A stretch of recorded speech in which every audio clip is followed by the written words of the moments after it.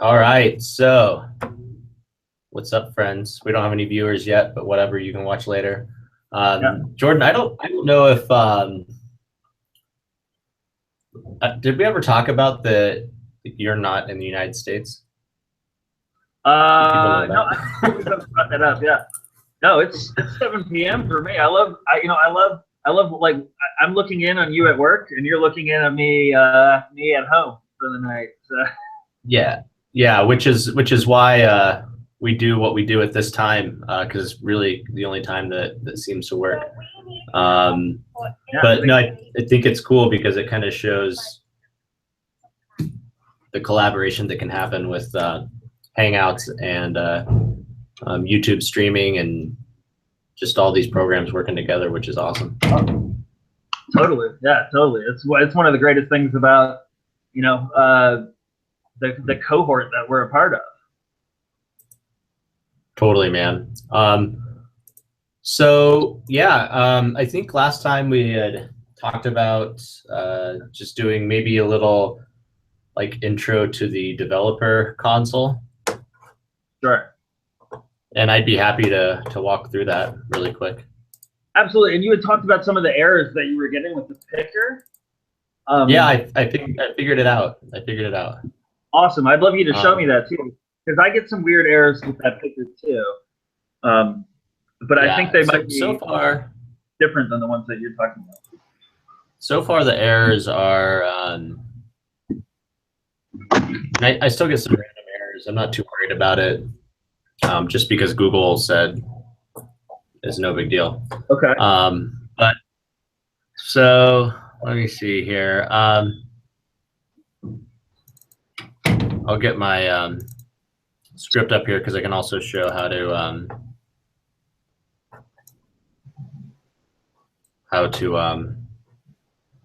publish it. So, and you know what? And now that you're the whole thing is published, I'd love a good walkthrough of kind of your implementation of this. I've seen it a couple of times now, but I think it's definitely worth showing from like beginning to end. Cool. And then we can go through error messages as you talk about the code. For sure, man. Cool. So most everyone has seen the code since last time. So I think one of the things that we were talking about was the picker.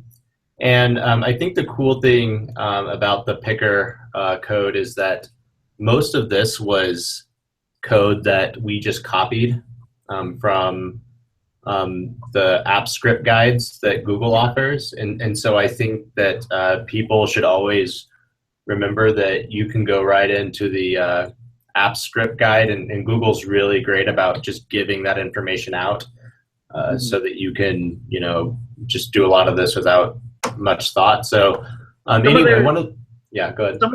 Some of their documentation leaves a little bit to be desired, but for for a lot of it, the fact that they want it to be helpful. Even if you can't figure out what you're hoping for, they usually point you to the right place on Stack Overflow, or they want you to be able to figure out how to use their tools. Exactly. So anyway, the last night when I was publishing, trying to update some of the script, I was having an issue down here with this get OAuth token function. Okay. And so basically what was happening is, and in this code, we have a variable, which is a developer key. So you can see that up here. And so in case you don't know, when you do any kind of picker or you call on various APIs, you need a developer key, and you can create your own developer key. There's some good documentation on it. This is just a developer key from my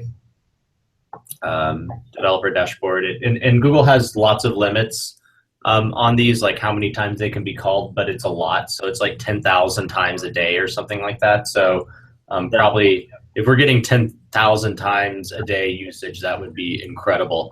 And then, of course, if you're at that level, you can actually increase you can contact Google and they can work with you to increase those limits. But basically what happens is that down here, you get the OAuth token from the user who's basically running the picker, so that they have access. It's like an authorization. And so what had happened is that I was getting this error that the OAuth token was null. And what happened is down here, it actually calls for it. It calls for the it calls for the token right here to create the picker. And what happened is I didn't realize I was trying to do some error checking up here. The developer key had an error or something like that it would shoot me an email. And what I didn't realize is that I had accidentally put this function within its own function. And so the OAuth token was getting used, but then it wasn't passing on to the create picker function because it was somehow in its own little function. Yeah. And so once I deleted that other function, and OAuth token was on its own up here, then it started working just fine. Oh, okay. But it just took me a second to find that. Was it one of the? It wasn't like you had it in like a try and catch kind of situation, or? Yeah, I was doing some sort of try catch issue. Like, so up here again, like if there was something wrong with the developer key or anything like that, then down here it would try to get the developer key. If the developer key doesn't load, then display an error. If it does load, then run the OAuth token function, then run create picker. But when I did that, I wasn't passing the function correctly. So always go back and make sure that your variables and your functions pass. So cool. That was that. So anyway, I think the next part is like an error like that, doesn't it? Like, yeah, I know. And you get that good feeling in there.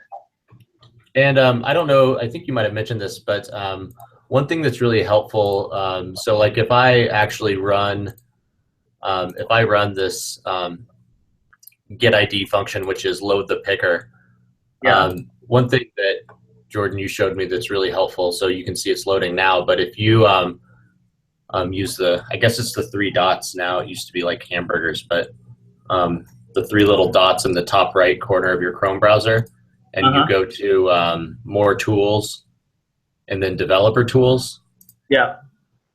This is really helpful. And so you can see I'm still getting some errors, but if you click on the little red arrow, it pops up in it. And that's what helped me understand that the OAuth token wasn't getting created. Yeah. And so, important.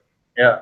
But I wouldn't have ever figured that out if I wouldn't have used the developer tool to kind of troubleshoot here in the console. And right now it looks like I'm getting some X-frame issues, maybe some HTML, but I'm not really worried about it because Google wasn't and it was running fine. So, so when I was talking about the errors that I get when I'm using the picker, it's that same thing. It's this cross-origin iframe thing that I don't exactly understand what the problem is. And we'll talk about that later. That sounds great. Yeah. So basically, now that everything's done, I think people would like to know, how do I publish this? So the first thing that you have to do is you have to under publish, you have to deploy this as a Sheets web add-on, and I think Jordan showed us how to do it as a web app, but we'll look at a Sheets web or Sheets app add-on. And so the one thing that was really confusing about this, because I had actually tried to publish this, I think back at the end of August, early September. And I would fill out all the information, like the title and the version, and like just some post-install tips. And every time I would say publish, I would get an error. Well, there's actually a developer site for Chrome. It's not that one. I forget which one it is. It's a web store, Chrome web store. That's right. Yep, that's so yeah, chrome.google.com/webstore/developer/dashboard. So here, you actually have to go here first, and I believe there's like a $5 fee that you have to pay, which is totally minimal, but you need to go in and like do that first, or publishing won't work. So that took me let me just to figure out. Add one little addendum to that. You can actually get around the $5 thing if you publish it as unlisted. The $5 is only if you want it to show up on the in that marketplace, right? The searchable marketplace, and you want everyone to be able to find it. When you pay the if you publish it as unlisted, you can share the link to it and people can still download and install it. It's just not searchable, right? It's not out there for mass audience. Cool. So obviously I've published this, so all I see right now is update web store draft. But if this was your first time publishing, you would have a blue, which is like create draft and do that. And another thing is that anytime you update your code, you do need to click this update web store draft. I was clicking on edit in Chrome Web Store, but that doesn't actually update your code. It just takes you to the dashboard where you can edit your app. So I'm gonna go ahead and say update. Oh, I got to give it a version. So I've been using my own naming, like version 1.2, 1.3. So I'll just say version 1.4. But that's more for you. It doesn't actually display that on your app. It actually, every time you make changes, it changes it from version 1, version 2, version 3, version 4 automatically. I think this is kind of, Jordan, where you said, this is maybe more work right here is filling all this stuff out. So you have, I like your icon and your screenshots there look good. Yeah. Oh, thanks, man. So it's really important. Like, so they have a lot of, if you highlight over like where you need to make an icon, they have a lot of requirements, like to make it look good. So like if you're doing a circle icon, make it 112 by 112. Squares can be 128 by 128. And all I did honestly was use Google Drawings. And so I would go into Google Drawings and set the templates to these different sizes, and then I would download them as PNG files and then upload them. And then your screenshots, so it's kind of the same thing, like your screenshots will tell you they prefer them to be 1280 by 800. So just, check it out and follow these instructions. The promotional tile pages were a little bit of a pain, because they're all different sizes, but when you actually upload an image for each one, it does make it look really nice. So you can actually preview them. So if you click preview, this is what it looks like. But again, I did all these in Google Drawings. You don't have to be a fancy graphic designer to do this stuff. You can just totally do it in there. Those do look good, man. Those are, you've done done good stuff for your promotional images. Some of mine look good. Thanks, man. Appreciate it. The one thing I'll say is, make sure you have like a site or something that you can reference people to. So like if I do have a page that like will have help videos and stuff for people how to do this. You can do opt into Google Play for Education. Maybe you can talk a little bit about inline install. So an inline install is when you program your website to actually have, when you go to the web store and you see that button at the top that says like install or already installed, or well, you can actually program into a site that install button right into your site. So at like getsharp.us, your website, you could actually make it so that people could install your add-on right from that website, and that's called an inline install.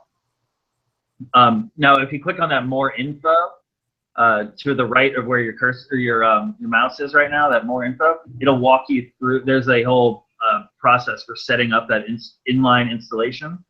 That's cool. But really, all it is it's just so without redirecting people to the Chrome Web Store, you can have them install your add-on right from your site. That's awesome. That's all they mean by the inline installation. Cool. Love it. And then down here, like if you want to get into analytics, you can do that too. It's not super hard to set up an analytics ID, but you can get more info for that. And then just visibility options, how you want it to look. And then I always recommend just... There's your unlisted option that I was talking about. Right. And then you can always preview it just to see what it looks like. Because sometimes maybe your screenshots aren't great or whatever. But anyway, when you're...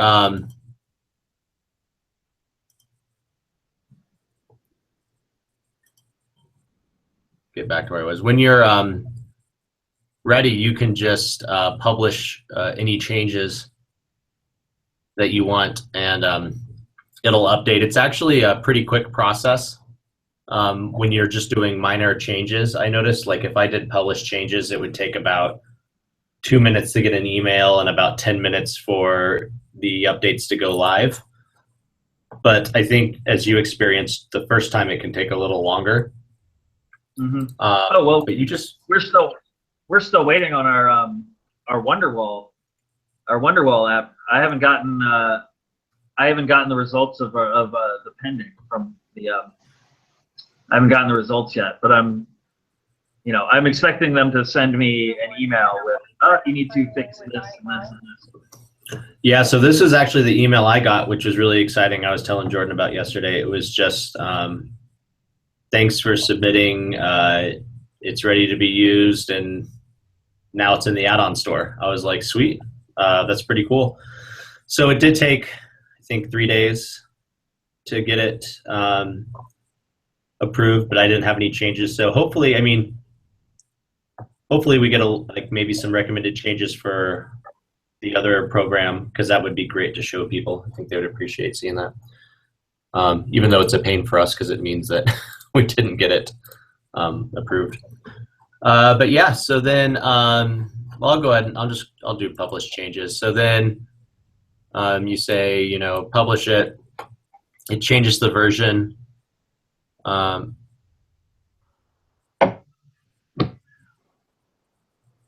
that's right. If you want this in the, you want to talk a little bit about the Manifest API console. You were telling me about that the other week. Well, so if you want to be in the Google Apps marketplace itself. Yeah, so there's an API that you have to enable in the it's in a different Chrome developer dashboard. It's that's just the Google developer dashboard, and you've got to enable that the marketplace SDK, which I guess you've already done. You've already done that for this one, right? Yeah, I don't know. This is new to me. I haven't even played in here yet, but I'm pretty sure that. Okay, so wait. Can you go back to when you first click on publish, like when you're in, right in here. So down here where you have right exactly where your mouse is, publish in Google Apps Marketplace. Yep. If you have that checked, you have to have the marketplace SDK enabled in the developer console, and it's got the steps for you here. If you want, I can show you the only one that I've had to do that with.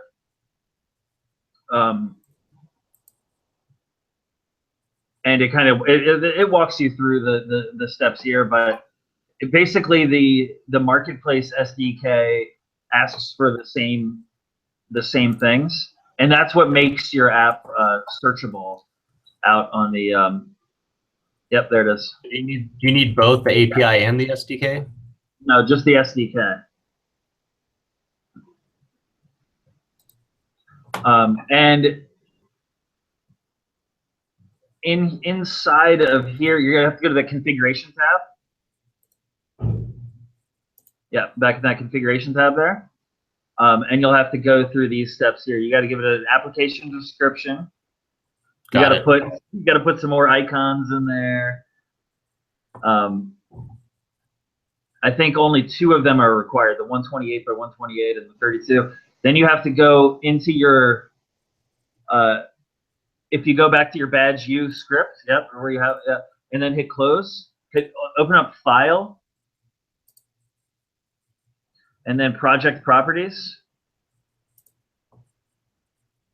and then Scopes, the Scopes tab.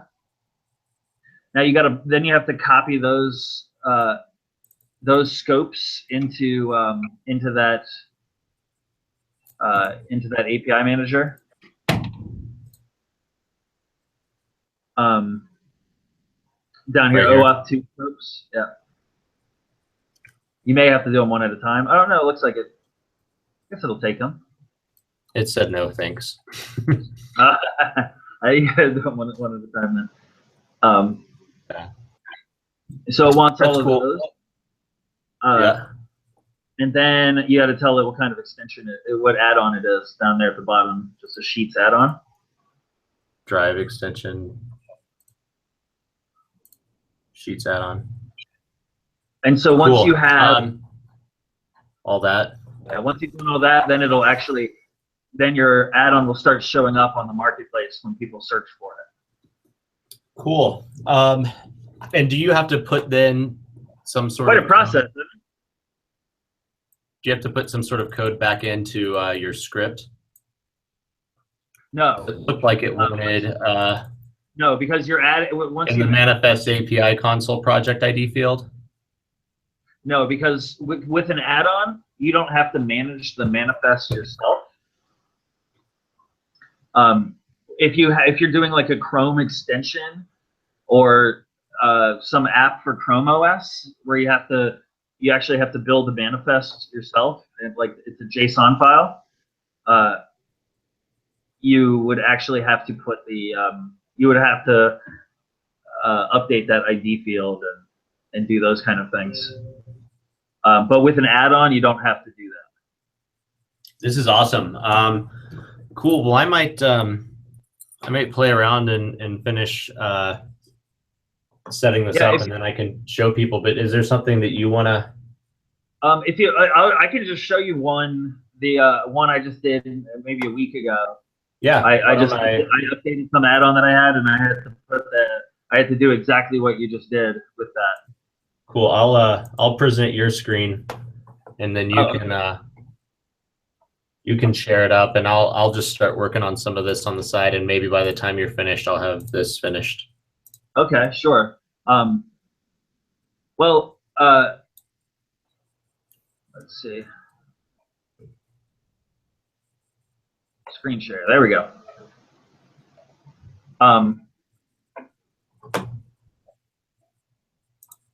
Okay.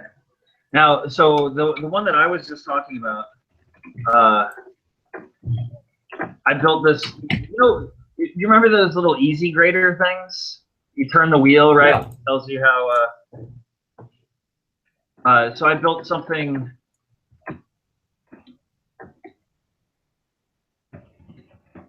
Let's type my password wrong.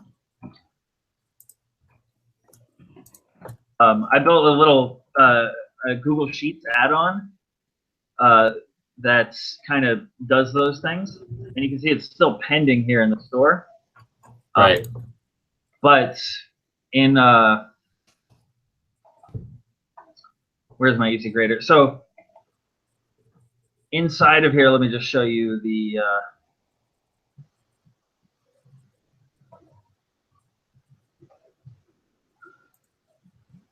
basically exactly what you were just showing off. But just once you complete all those things, it automatically and then republish.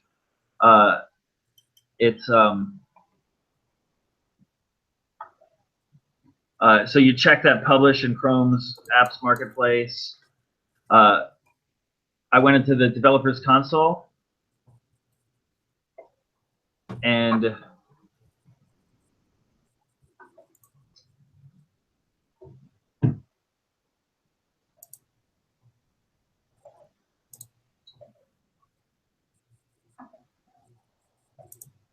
what do we have here? Oh, there it is, Apps Marketplace SDK. And then in the configuration block, I think it was everything that we just talked about. So I gave it a little description. I put in the various icons that they require. The terms of service URL, I just used like a blog post, but like I don't have a specific, they wanted that one as required. The rest are all listed as optional. The couple of scopes, and then Sheets add-on extension, and you've got to put the project ID, which is also found in the project properties. You've got a little project key in here, and then once you do that, you hit save changes, and it publishes to the app. I don't know if, but then like I said, it is still showing up on my on the developer dashboard as in progress. So we'll see. I think there's a longer process to get it actually on the marketplace. So this GAM pending will hopefully go away soon. Now, that being said, can I show you the errors that I get with the picker?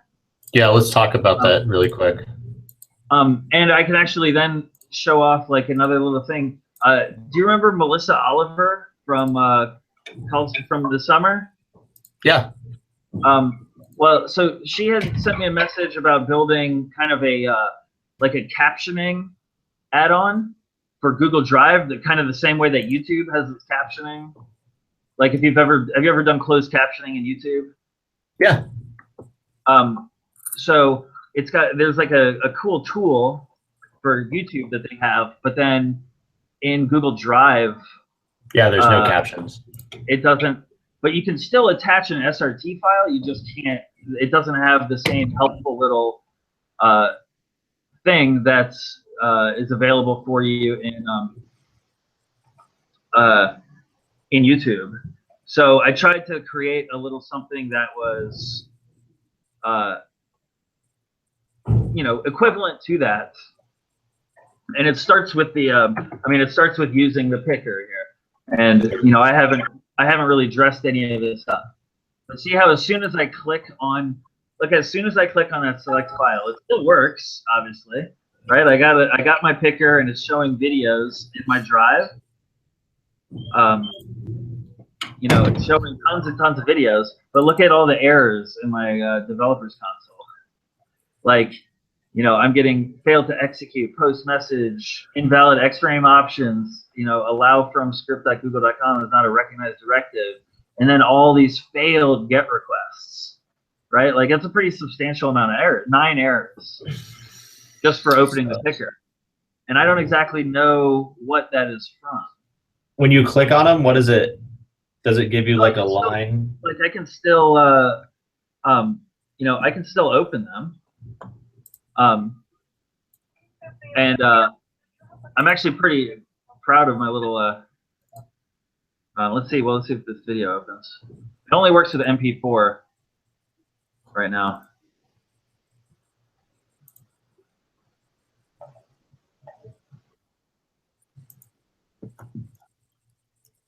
It's only giving me a working version with some videos. Like my Bill and Ted's Excellent Adventure clip works.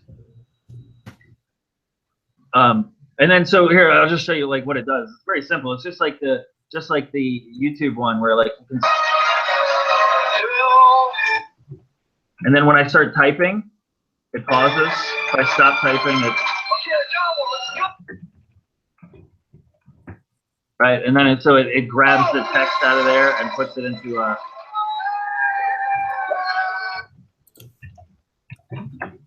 right. So you can build captions.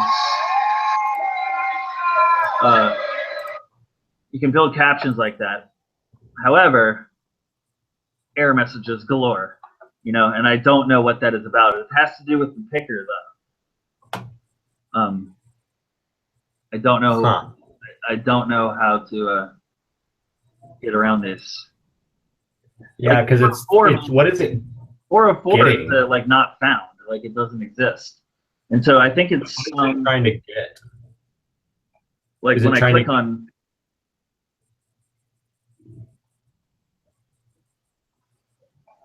I just don't. It's a That's all we file. know.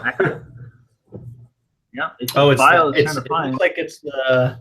Is it the authorization token? Because did you see it says access token on it? Yeah, so I think it sends the access token with every request. I think it's automatically going to send that because it's trying to read my Google Drive. Right. However, you know, obviously the whatever token it's sending at some points is working because it's still able to find the rest of my files, right? Right. So let's go back here. I don't know. I think there's just maybe it's it has to do with my understanding of the way that the picker works, or not the way the picker works, but the way that like these scripts work, right? When you run run something as a web app from script.google.com, it redirects you to this website, googleusercontent.com, script.googleusercontent.com, with this long, you know, generated tag, right, which has something to do with the ID. And then it redirects you back to script.google.com. And then somewhere in there, there's an authorization failing. Like, you see how it says this allow from script.google.com is not a recognized directive. The header will be ignored. Right. Because it's sending some other header. I don't quite understand it. And the fact that it still works makes me want to ignore it. However, I just don't like all of the red. I don't like all of the red pop-up. You know what I mean? It makes me wary about like telling other people to use something, right? Like, hey guys, use the thing that that I made that may or may not work for you. So that's just an interesting thing about that. When you go into the documentations,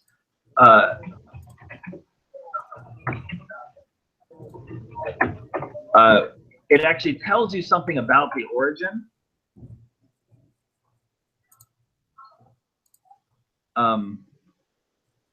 See, it's got these things here. Note the following example calls script app get OAuth token, right? And that's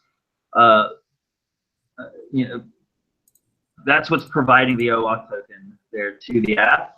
And then it's telling you that if you're running it in iframe mode, you got to make sure that you have this set origin on there, which I do. And then other than that, it's basically the exact same code that's here in the dashboard for the picker. So, you know, I'm just not totally sure. That's weird, man. And I don't know enough about the way that these HTTP requests work between all of the various, you know, servers, all this routing that's occurring here. I just don't have a great understanding of it. So it might be something that I'm just not gonna figure out on my own. So anyways, that's what I was going to mention about when you mentioned the errors to me. I was like, I get those same errors, and I just don't know how to fix them. Yeah, that's weird. I don't know if I've heard about the X-Frame one, but the 404s are a little weird. Yeah.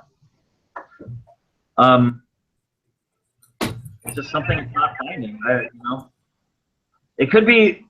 It also could be the fact that maybe because I know some of these are like shared with me. Like I can see some of like my students' videos that are shared with me. Like whenever you see all these Turkish names in here, like those are student videos that are shared with me. So maybe some of those have been deleted and like they just haven't disappeared from my my drive yet. I don't know. So anyways, that's what I was going to show you there. Cool. Well, maybe you can help me troubleshoot one of mine really quick. Sure. Yeah. Let's switch it back to you. All right. So I got everything filled out, which is cool. So basically, you know, application name, description, did some quick icons for it, just some URLs for support. Added the OAuth 2 scopes, like you said, Sheets add-on extension, and then I got the project key. So in the project properties you were showing me under info, this is where you can grab the product or project key. The error I'm getting though now is that it says project key is not associated with current project. So I was trying to figure that out. Now, okay, I bet I know what that is. So I think in this in the developers console, did you create this project yourself? Like, did you you came into the developers? Yeah, console? I just created this. Yeah. Okay, so here, go back to badge U. Go back to badge U and cancel. Go to resources and go down to developers console project. Because every time you create any app script at all, whether it's an add-on bound to a sheet, or if you create a script separately, it automatically creates a project for you. Oh, great. In that developers console, and so this is the one that it's created for you here. So if you click on that, and it'll take you right to the API manager. And this is where you have to add in that SDK marketplace. No, sorry about it. I should have mentioned that before. So actually, yeah, enable API now and add in that marketplace. Sorry about that. No, it's all good. So those icons that you put in there, you can pop them in right here, and that should fix your error. All right, let's check this out. So I'll put the description, grab the icons really quick. Yeah.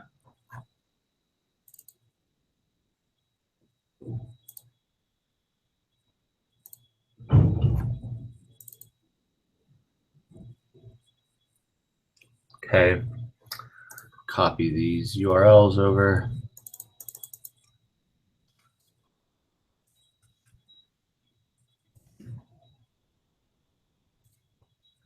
And the project key. All right, so let's see what that does. Fingers crossed.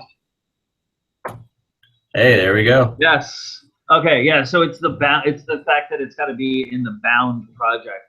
It can't be a separately created one. Though you can still use that API key.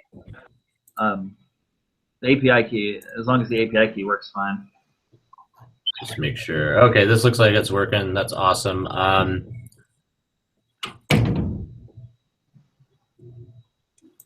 I've never used test installation flow, but we can check that out really quick.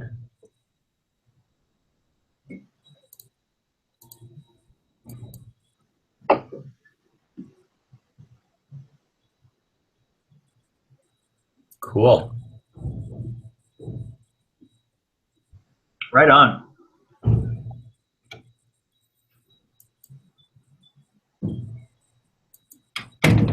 I'm not sure what are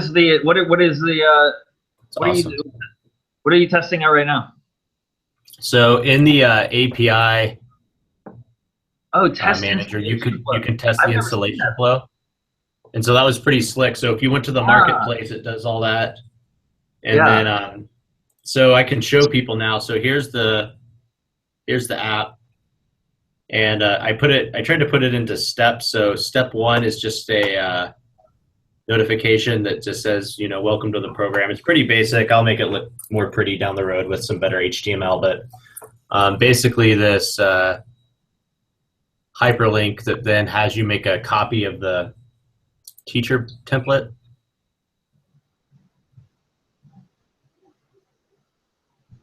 And so the teacher template, this is where a teacher creates badges. So you can see at the bottom, they've got all their little buckets like math, literacy, technology, gym, blah, blah, blah. Right. And so you can type in codes for the badges, and any code you want. The mission, so this is math, obviously. The grade, just so if you're using this like with multiple grade levels, you can enter that information. So if this was like, say, for third grade or even third through sixth grade.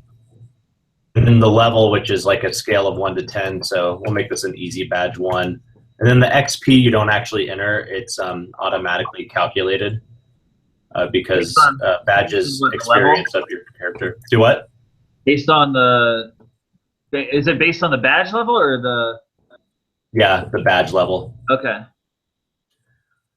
And then the name, and then requirements, which are really important. You know, first you do this, you know, second you do this. And if you meet all those requirements, then you get it. And then you just have to use an image for your badge. You can create images in Google Drawings, which is fine. So I guess I could use my icon as an example. So you can make a badge just like this. And then if you go File, and then publish to the web, you can snag this URL. And then, sorry, I got so many windows open. Put that into the URL spot right here.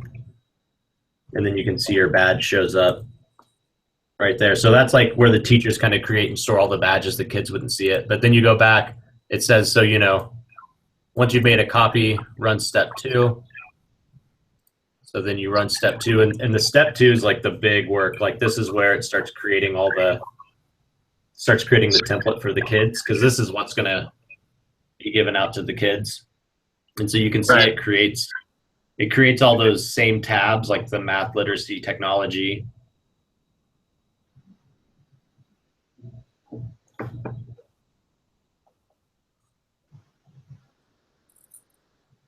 All those arrays of copy 2 and by the way, did you make any of those changes, or? I honestly haven't looked at it yet, but that's on my list because I know you've got some good stuff in there, so I'm totally gonna hit that up. It's the kind of thing where it's like, you know, if it ain't broke, don't fix it, and you know, yours definitely isn't. Yeah, man. So anyway, I've tested the add-on a few times. Everything seems to work pretty good. So it creates all these pages, right? Renames them, because when you use the copy to, it names them copy of, and it just removes that copy of naming. And then at the end, you can see it hides all the sheets. So one thing you'll have to help me look at is every once in a while, it doesn't hide one of the sheets that needs to be hidden. And I don't know why.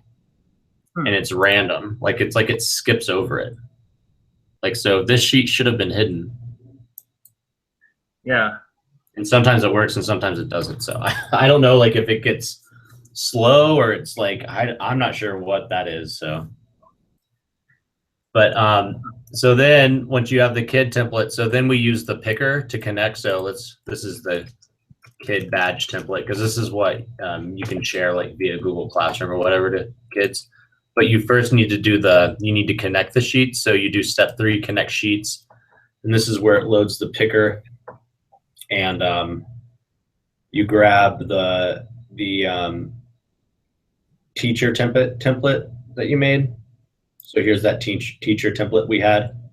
So you connect it, and then that just takes a second. And what it does is it, you know, attaches that sheet ID to the kid sheet, so that whenever the kid refreshes badges, it always looks to that teacher template. Right. And of course, it refreshes with new badges. So now, as a kid, I could go look at this. I could look at this sheet and say, you know, I want to check out the badge directory. And I think this is the right one.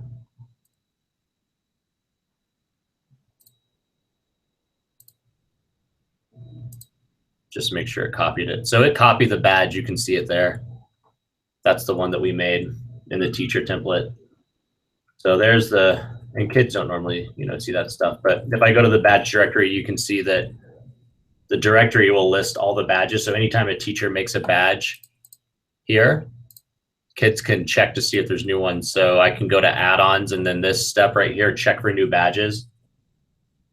That just checks for any new ones. But now as a kid, if I earn this badge, right, I can go into here and say, oh, I earned the badge, and my teacher told me it was code 123456.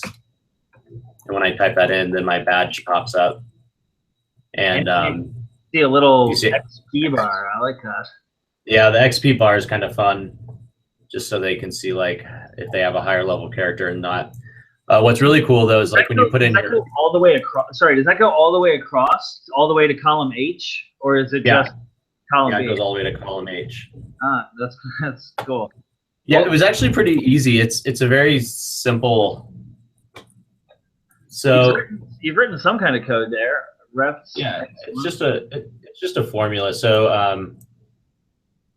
let me slide over here. So if you go over here in X1, I have this VLOOKUP formula that basically is just looking at the XP level of. I have a hidden XP level chart, and so based on the level of the badges, it calculates XP. And so anyway, what this does is this code just looks at that X1 column. And I actually grabbed this rectangle symbol. It's actually a real keyboard inputable character. Like a little Unicode thing. Yeah, it's a little Unicode thing. I mean, they could be bananas or star. I mean, there's tons of Unicode things out there, but I just did this bar. And so what the repeat formula or REPT formula just basically will continue repeating that symbol however many times X1 is counted, basically. So that was kind of fun. So wait, so X1, how is X1 counted more? So if it shows, what is in X1? Can you show me X1 again? Yeah, X1. Yeah, X1 counts.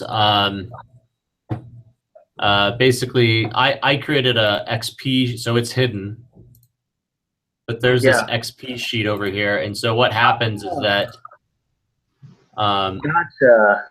it does this calculation. So like, if I get 5 XP, then I get a character 1, so that X1 cell changes to 1.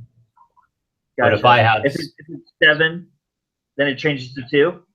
Yeah, and so basically this gets exponentially, like this goes up exponentially. So you can see like early on character levels, like you only need 2 XP to go from a level 1 to a level 2. Right. But down here at the bottom, like if you could make it somehow to a level 100, it's 10,000 XP to get from 99 to 100. Yeah. It's just like real video games, you know? Yeah, sure. Anyway, let me hide this one again. So that's how that calculates. But when you do your, one of the things that we're really focused on is, and so you can put in hyperlinks here for like, links to Google Docs or videos or pictures or whatever is like your work evidence. So then on the display case tab, like all your badges show up in your display case. So like if you're at a parent conference or something, you can actually like just be like, oh yeah, remember when you earned this badge, and then like click on the work evidence to show parents. What? Oh, and then so it's almost like a portfolio too. Exactly, it really turns into a portfolio. So, yeah. And then the last one is the last one is step 5 and final steps, and actually it's just another dialogue that just says like, here's how to create a badge. Here's how to use Doctopus to give kids their own copy. I'm going to actually do Google Classroom. We found it's easier to distribute the template to kids via Google Classroom than it is Doctopus. That's right. But, and I'm getting that sheet ID. I got to change that. But anyway, man, we just tested the whole thing and it worked great. So I'm pretty excited. Yeah, it looks good, man. That's a really cool way. I mean, do you consider this gamification? Is this considered gamification? Yeah, I would say a little bit. Sure. I mean, that's where the XP kind of comes in and plays. But I mean, this will be our Yeah. first year. We're putting it on each of our kids have a website and a Google site. And so we're going to be putting this on each of their websites. So we're hoping to see, big buy-in from the kids, but we're going to find out. That's cool. Really cool. And like the amount of coding that goes in there, that makes it a pretty substantial project there, Yeah, the first part was like the writing all the formulas. That took a long time. Oh, sure. And you know what? When we first started our little casual coding with Call 16 people, you were going to show me some of those formulas that you have in there. Like, I understood you have the if error wrapped around that little that function, so that if you don't have any XP, it doesn't show an error there. I get that, but like I'd never heard of that REPT function, or the way that you're referring from one sheet to another, right? And you're calculating all these cells. Some of that is like some pretty in-depth formula work there. Yeah, which is we'll have to maybe we can dive into that a little bit next week. Because it's not super challenging, but it's been fun to practice. But it's cool to see, like, kind of I'd like to just kind of watch you walk through some of that. And not to change the subject so suddenly here, but as I look at your developer dashboard there, did you notice that? It's not Google Apps Manager, it's Google Apps Marketplace pending. That's what it is. Yeah, that's what we. That's the same message that I got. Yeah. Yeah, and, so it's and maybe not that's what's so much longer. And so that might take, that's cool. That might take. So I think what that means is it's published, and people can download it and install it if they have the link, but it's not going to show up on the marketplace until that's done pending, right? I think there's somebody who's going to go through that, and so there's somebody somewhere who's going to look through that. And according to this, I instantly got an email saying my submission has been approved. Oh, really? So let me refresh this. So I think the add-ons approved. I think GAM is still pending. Is probably right, what this, because this says marketplace is not quite out there. Yeah, it says it's now in the Google Docs add-on store, but the apps marketplace, we'll see what happens. And I think it will go up there. They might send you an email telling you to better document something. That's what I'm expecting, is to get for our Wonderwall thing that we worked on last week. Yeah. I'm expecting to get an email that says, "Oh, this is not very well documented," and I don't mean like our code being very well documented. I mean for people who would install it. Yeah, that's a good point. They would. I'm actually hoping to get a little feedback. I mean, I think that would be useful to say, whenever you're designing something in the marketplace, here are the things to think about, Yeah, exactly. Well, because I never think about those kind of things. I have a hard time envisioning myself as the user, where it's like, I know how I want to use this. This is a tool that I'm building for me, and I know how I'm going to use it. But then if somebody else were to just pick up this tool, how intuitive is it? And it's hard for me to visualize that. One thing that will be that maybe we can do next week too is talk about the analytics piece. I'll try to get the analytics set up, and then we can show people maybe how to install that. Now, so I've put an analytics code. I created one, I have a little analytics account, and I've had one code that I created for add-ons specifically, and I just use the same code for every add-on that I do. However, the thing that I don't know about analytics is how to read that information, right? When I look at the analytics, I don't know what to make of any of those numbers. You know what I mean? Like, yeah. No, I that'd don't know. be good. I'll try to set it up and maybe let's look at it. Cool. All right, cool. man. Well, I think this is a pretty good hour. This is great. Yeah, absolutely. And I'm gonna send you something. I don't really want to talk too much about it on air, but like for this education on air thing, that yeah, man. that well, I'll tell everyone to peace out, and we can chat offline here really quick. all right, cool.